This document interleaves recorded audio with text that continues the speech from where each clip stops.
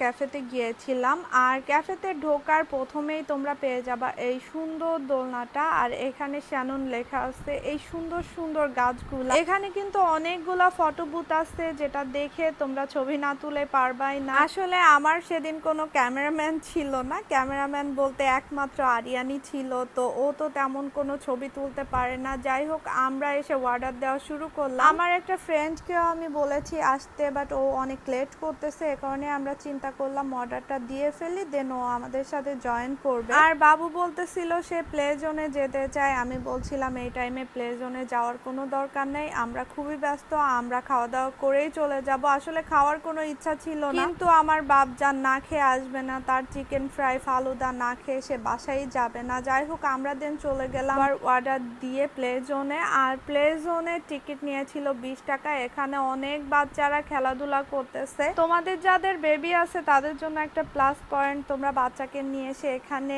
ছেড়ে দিতে পারবা এবং তোমরা তোমাদের মতো ফুড এনজয় করতে পারবা। এখানে হচ্ছে কাউন্টার, আর এই প্লে জোনটা পুরাই একদম আলাদা করে দেওয়া হয়েছে, আর এটা একদম রেস্টুরেন্টের মাঝখানে, এজন্য তোমাদের অনেক সুবিধা হবে। দেন আমরা বলতেছিলাম আরিয়ানকে, আরিয়ান খাবার চলে আসছে অলরেডি, আমার ফ্রেন্ডও চলে আসছে, আর ও বলতেছিল আম্মু এটা অনেক কিউট না, এরকম একটা আমার চাই। যাই হোক, আমাদের খাবার অলরেডি চলে এসেছে। আমরা অর্ডার করেছিলাম chicken fry, French fry, falooda.